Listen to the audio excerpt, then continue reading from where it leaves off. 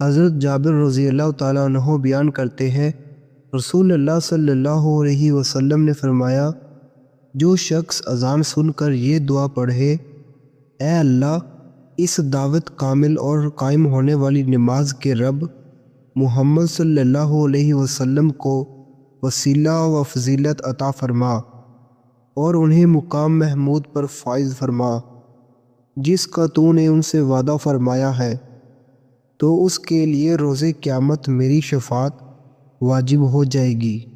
مشکوٰۃ المصابیح 659۔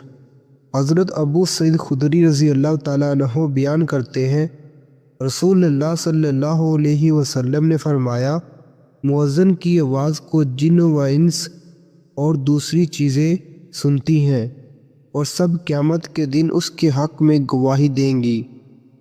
مشکوٰۃ المصابیح 656۔ حضرت معاویہ رضی اللہ تعالیٰ عنہ بیان کرتے ہیں، میں نے رسول اللہ صلی اللہ علیہ وسلم کو فرماتے ہوئے سنا، قیامت کے دن مؤذن حضرات کی گردنیں سب سے لمبی ہوں گی۔ مشکوٰۃ المصابیح 654۔